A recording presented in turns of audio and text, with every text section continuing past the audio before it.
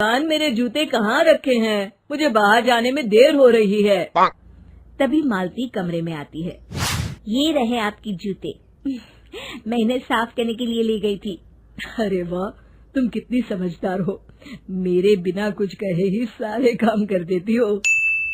तभी मालती झिझकते हुए रमेश से कहती है, सुनिए जी, आपसे एक बात कहूँ, बुरा तो नहीं मानेंगे ना?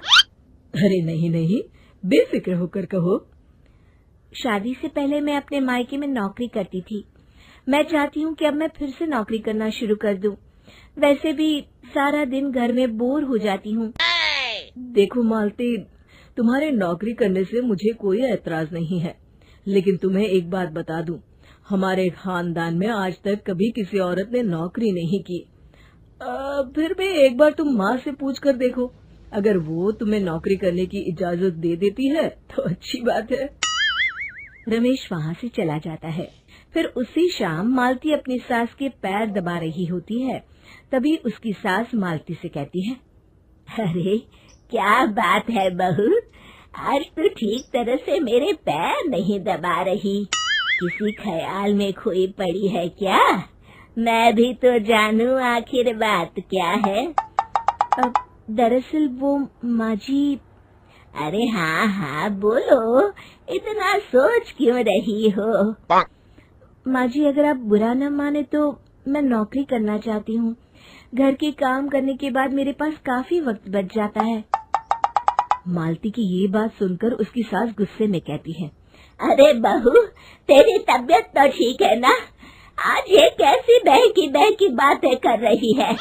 भला हमारे खानदान में आज तक कभी किसी औरत ने नौकरी की है जो तू नौकरी करने की बात कर रही है, हैं? अरे बहू, तू क्या रिश्तेदारी में हमारी नाक कटाना चाहती है? जितना जल्दी हो सके अपने दिमाग से नौकरी का भूत उतार दे, और अब जा, जल्दी से रसोई में जा, खाना बनाने का वक्त हो रहा है। मालती मन मार कर खाना पकाने के लिए रसोई घर में चली जाती है। अगले दिन, नमस्ते माँ जी, कैसी हैं आप? अरे आओ आओ दिवाकर बेटा, बैठो, मैं तुम्हारे लिए चाय मंगाती हूँ। बहू, जरा एक कप चाय तो लेती आना। फिर दिवाकर एक फाइल खोलकर मालती की सास के सामने रख देता है। ये देखिए माँ जी, ये है पिछले महीने का हिसाब और ये रहे मुनाफे के रुपए। एक बार हिसाब देख लीजिए और इन कागजों पर अपने दस्तखत कर दीजिए। अरे दिवाकर बेटा, मैंने भला आज तक कभी तेरा हिसाब देखा है जो अब देखूंगी? ला बता, कहाँ दस्तखत करूं? तभी मालती चाय लेकर वहाँ आ जाती है और अपनी सास को बिना कागजातों को पढ़े इस तरह लापरवाही से दस्तखत करते हुए देखकर हैरान रह जाती है। अच्छा माँ जी, अब मैं चलता हूँ, फैक्ट्री में बहुत काम है। फिर दिवाकर वहाँ से चला जाता है। कुछ दिनों बाद मालती बाजार में कुछ सामान खरीद रही होती है। तभी एक बूढ़ा आदमी उसे आवाज देता है, अरे मालती बेटी, कैसी हो? मुझे पहचाना? मैं तुम्हारी कंपनी में मुनीम का काम करता हूँ। हाँ चाचा जी, मैं आपको बिल्कुल पहचानती हूँ। कहिए, कैसे हैं आप? मैं तो ठीक हूँ। कंपनी में कुछ भी ठीक नहीं चल रहा, यहाँ तक कि हमें ठीक वक्त पर तनख्वाह भी नहीं मिलती। ये आप क्या कह रहे हैं? अब क्या बताऊँ, आप लोग तो कभी हिसाब किताब देखने दफ्तर आते नहीं। मेरी मानो तो एक बार आप लोग दफ्तर आकर सारा हिसाब किताब देख लो, आपको असलियत पता चल जाएगी। अच्छा बेटी, अब मैं चलता हूँ, देर हो रही है। फिर वो बूढ़ा वहाँ से चला जाता है। वहीं दूसरी तरफ मालती घर पहुंचकर अपनी सास को सारी बात बताती है। तभी वहाँ रमेश भी आ जाता है, लेकिन मालती की सास मालती की किसी भी बात पर विश्वास नहीं करती। तभी रमेश कहता है, अरे माँ, बिना आग के कभी धुआं नहीं उठता। जब मालती इतना कह रही है तो हमें एक बार दफ्तर चलकर देख लेना चाहिए। वैसे भी हम लोग काफी दिन से अपने दफ्तर नहीं गए हैं। इस तरह किसी एक आदमी के भरोसे काम छोड़ना मुझे भी ठीक नहीं लगता। अगले दिन वे सभी अपने दफ्तर पहुंचते हैं और सीधे दिवाकर के कैबिन में जाते हैं। अचानक सबको एक साथ देखकर दिवाकर चौंक जाता है। अरे माँ जी, आप सब लोग अचानक यहाँ कैसे आ गए? अगर कुछ काम था तो मुझे एक फोन कर दिया होता, मैं आपके घर आ जाता।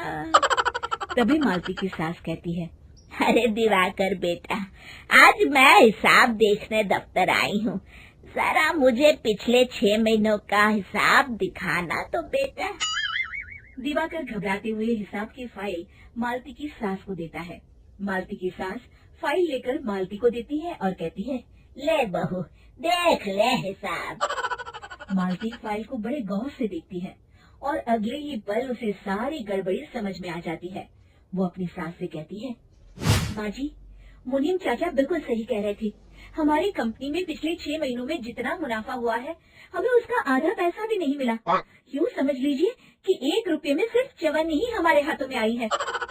मालती की बातें सुनकर मालती की सास गुस्से से दिवाकर को पूछती है, क्यों दिवाकर, मेरी बहू जो कह रही है वो सच है? दिवाकर समझ जाता है आज उसका भांडा फूट चुका है। वो गिड़गिड़ाते हुए कहता है, मुझे माफ कर दीजिए माँ जी, मैं पैसों के लालच में अंधा हो गया था। अरे वाह दिवाकर, तू तो एक नंबर का चोर निकला।